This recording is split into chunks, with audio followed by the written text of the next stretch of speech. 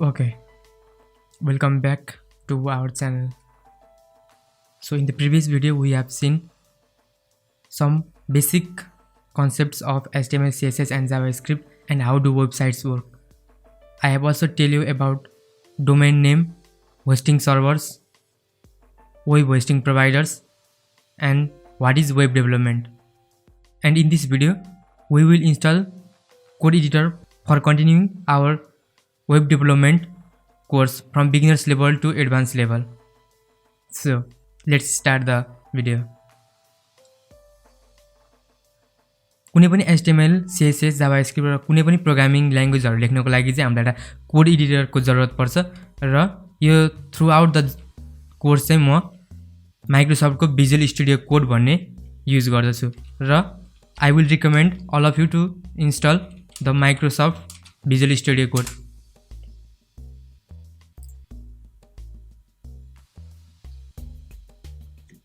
Visual Studio Code हानेर हजुरले code.visualstudio.com मा गएर यहाँनिर डाउनलोड फर विन्डोज भन्ने हुन्छ यहाँ गएर क्लिक गर्नु होला।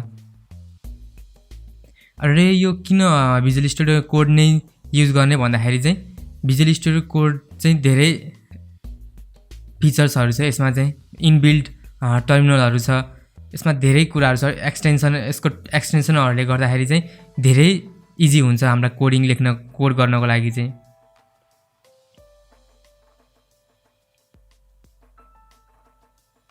सो यो डाउनलोड हुँदैछ र Visual Studio Code मात्र हैन अरु पनि छ जस्तै सबलाइम टेक्स्ट भन्ने पनि छ यो पनि धेरै राम्रो छ यो पनि यदि if you want to use this is also very good this is also help you in the journey of learning the code and writing the code. Okay, but मलाई चाहिँ Visual Studio Code नै राम्रो लाग्छ so I will install it. Okay, download भइसकेको छ यहाँ installation को लागि क्लिक गर्नु होला।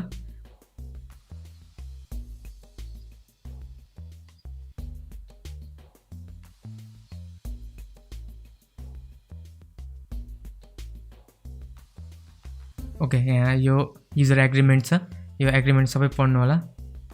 I have already read so I will click on next गर्दाखेरि चाहिँ अब यसमा चाहिँ सबै यो यहाँ मैले टिक गरेको सबै कुराहरु चाहिँ टिक गर्नु होला है जस्तै यहाँनिर सबै अनटिक गरेर ल सबै अनटिक छ अहिले सबै टिक गर्नु होला।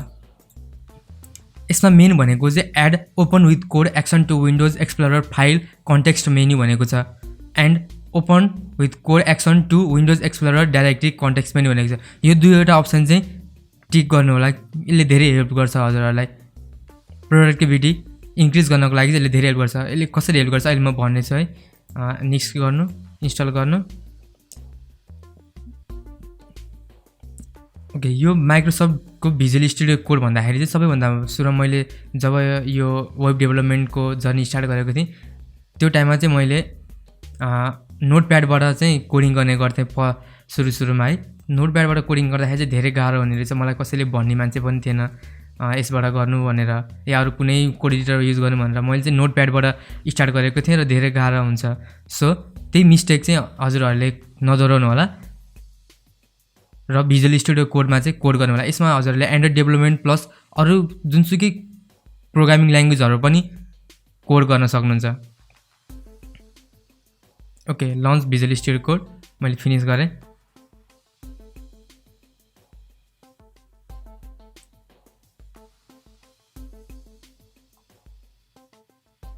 Okay, this is the basic layout of Microsoft Visual Studio Code.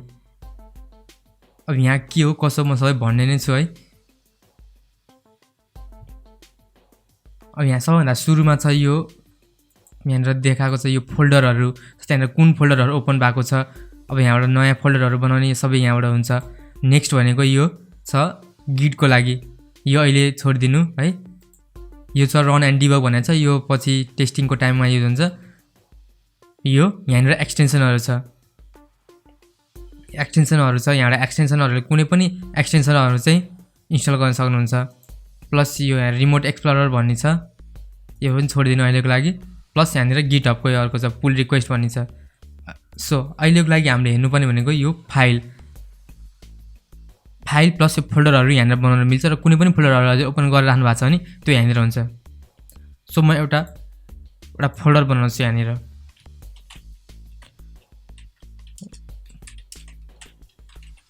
Web development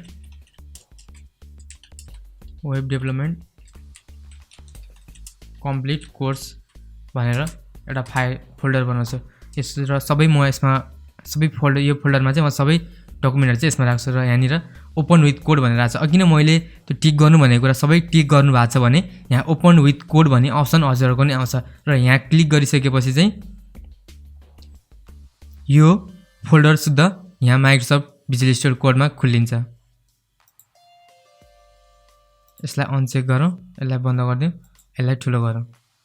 so ल हेर्नु यहाँ वेब डेभलपमेन्ट भनेर आयो है, यो फोल्डर खुलिएछ। अब मैले यहाँ फोल्डरमा जति चेन्ज गर्छु त्यो चेन्ज भनेर फाइलहरूमा नै गएर बस्छ। जस्तै यहाँनिर दुईवटा अप्सन छ। यो भनेको चाहिँ यो फोल्डरभित्र नयाँ केही डकुमेन्ट हजुर हाल्नु पऱ्यो भने यो फोल्डरमा हाल्नुपर्छ। जस्तै सुशान्त.html भनेर हाल्छु म, यो भयो एउटा। अर्को पनि हाल्छु म सुशान्त.css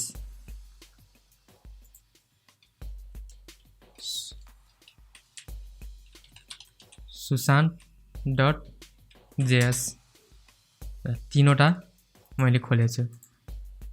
र यहाँबाट चाहिँ यो आइकनमा क्लिक गरेर चाहिँ हजुरहरूले फोल्डरभित्र कुनै पनि फाइल बनाउन सक्नुहुन्छ, न्यू फाइल।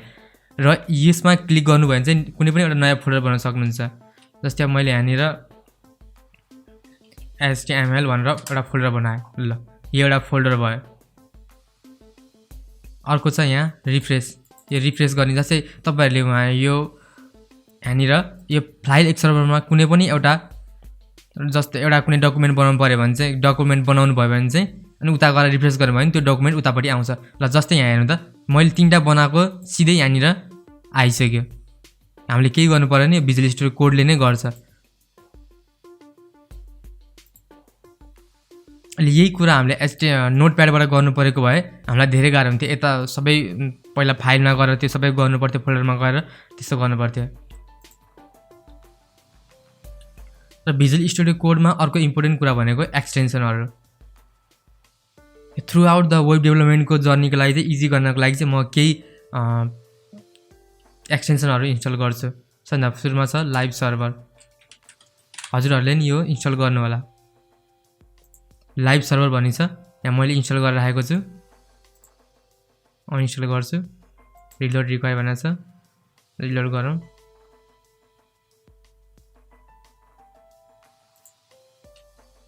फेरि इन्स्टल गर्नु होला। लाइभ सर्भर एउटा। यो लाइभ सर्भरले चाहिँ के गर्छ भने यो डेभलपमेन्टको टाइममा चाहिँ हामीलाई चाहिँ के गर्छ भने रिलोड नगरिकन नै हामीले यतापट्टि कोड गरेको कुरा चाहिँ उता रिलोड नगरिकन यसले सेभ गरिदिन्छ, उता प्रेजेन्ट भइसक्यो हुन्छ।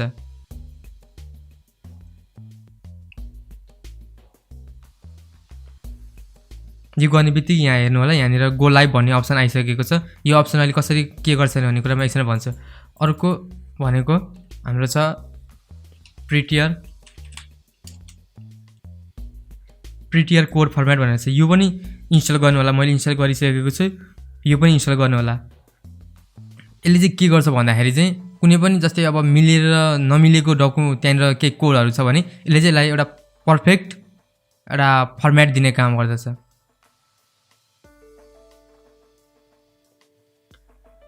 यो भयो। यो दुईवटा अहिलेको लागि यो दुईवटा गर्नु।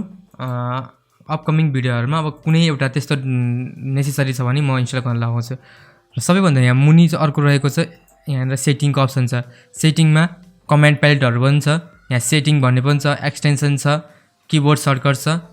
यो किबोर्ड सर्टकटहरू चाहिँ डिफल्ट किबोर्ड सर्टकट्सहरू हो। मैले यहाँ केही चेन्ज गरेको छु। यो के चेन्ज गरिरहेको छु म भन्छु म पछि। जस्तै मैले यहाँनिर एड लाइन कमेन्ट भनेको छ। मैले कमेन्ट गर्नको लागि चाहिँ Ctrl+\/ गरेँ भने चाहिँ कमेन्ट त्यो लाइन कमेन्ट हुन्छ भनेर यहाँ मैले यो युजर भनेर भनेको छ। युजर डिफाइन्ड हो यो चाहिँ।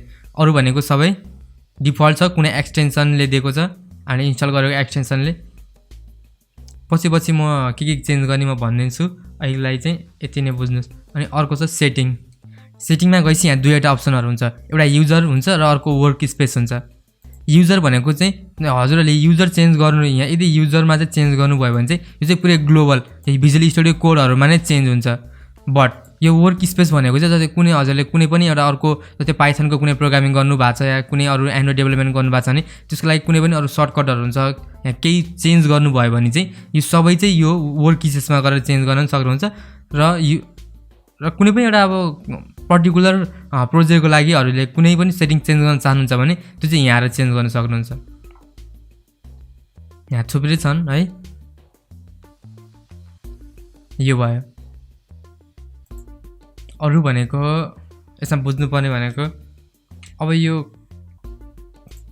के भन्छ यो नै किन युज गर्ने भन्दाखेरि जस्तै मैले यहाँनिर एक्सक्लामेसन साइन लेखेँ यहाँनिर भिजुअल स्टुडियो कोडमा के फिचर छ भने एमेट एब्रिभिएसन भन्ने छ जस्तै मैले अब यसमा एमेट एब्रिभिएसनमा क्लिक गरेँ भने ल हेर्नु त यहाँ पुरै एउटा एचटीएमएल को बेसिक स्ट्रक्चरमा चाहिँ पुरै आइसक्यो यो चाहिँ एउटा क्लिक गर्ने बित्तिकै यति धेरै आयो तर बट यही कुरा हामीलाई यदि नोटप्याडमा गर्नु पर्थ्यो भने हामीले सबै डक टाइप एचटीएमएल यो सबै ट्यागहरु सबै लेख्नु पर्थ्यो सो भिजुअल स्टुडियो कोड चाहिँ धेरै हेल्पफुल हुन्छ र यसमा इनबिल्ट टर्मिनल पनि हुन्छ म न्यू टर्मिनल गरेर खोल्छु यहाँ न्यू टर्मिनल पनि हुन्छ टर्मिनलमा यहाँ छँदैछ यो के हो म पछि भन्छु सबै कुरा प्रब्लम्सहरु कुनै इररहरु छ भने यहाँ प्रब्लम्समा देखाउँछ जस्तै अब सी प्लसमा प्रोग्रामिङ गर्दाखेरि कुनै पनि आउटपुटहरु हेर्न मन लाग्यो भने यो आउटपुट भन्ने भन्छ अब यो डिबग कन्सोल भनेको म पछि भन्छु अहिलेको लागि चाहिँ यति नै बुझ्नुस् पावर सेलमा छ विन्डोज पावर सेलको यसमै आउँछ के है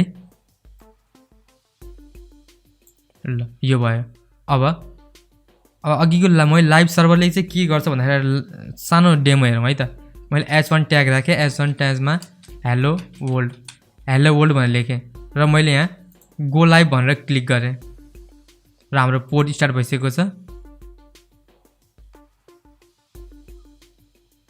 ओपन विथ लाइभ सर्भर गर्ने बित्तिकै ल त्यहाँ हेलो वर्ल्ड भनेर आयो प्लस अब यसमा मैले अरु कुनै चेन्ज गरे भने जस्तै मैले यहाँ अब अर्को के गर्छु भन्दाखेरि s2 welcome to our community भनेर राखेँ र मैले यहाँ सेभ गर्ने बित्तिकै यहाँ क्रोममा चेन्ज भइसकेको हुन्छ हैन है त ल मैले यहाँ रिलोड गर्नै परेन यो लाइभ सर्भरले चाहिँ के गर्यो भने यहाँ त्यो मैले उता लेखेको कुरा सिधै यहाँ आइसक्यो अब यसमा अब क्रोम ब्राउजरमा चाहिँ किन क्रोम नै युज गर्ने भन्दाखेरि अब यहाँ धेरै यसको फिचर्सहरु धेरै छ के जस्तै अब यहाँ एलिमेन्ट्स छ कन्सोल छ अब जस्तै कन्सोलमा कुनै पनि कुराहरु लग गर्नु भयो नि यहाँ आउँछ यो चाहिँ जाभास्क्रिप्टको काम हो बट हेर्नु है त console.log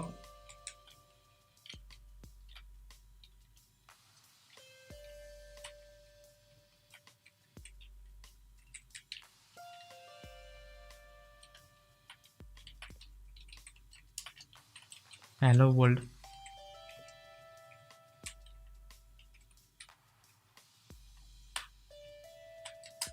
गरे भने ल हेर्नु त यो कन्सोलमा हेलो वर्ल्ड भनेर आइसक्यो एलिमेन्ट्सहरु छ यहाँबाट हजुरले कुनै पनि एलिमेन्टहरुलाई चाहिँ गर्न हेर्न सक्नुहुन्छ जस्तै बडी ट्याग भित्र छ हाम्रो अब हेलो वर्ल्ड यसलाई इन्स्पेक्ट गर्न सक्नुहुन्छ अब यसमा कुनै पनि चेन्ज गर्नु भयो भने यहाँ चेन्ज सिधै देख्छ हेलो वर्ल्ड जस्तै अब मैले यहाँ केही टाइप गरे भने त्यो त्यहाँनिर आउँछ त्यसको धेरै फिचर्सहरु छ अब यो सबै कुराहरु चाहिँ म अपकमिङ भिडियोहरुमा भन्ने नै छु है अहिलेको लागि चाहिँ यति नै बुझ्नुस् कि यो थ्रु आउट द जर्नी चाहिँ हामी दुईवटा कुराहरु चाहिँ युज गर्छौं एउटा माइक्रोसफ्टको भिजुअल स्टुडियो कोड र क्रोम ब्राउजर र म हजुरलाई नि यही इन्स्टल गर्नको लागि चाहिँ रेकमेन्ड गर्दछु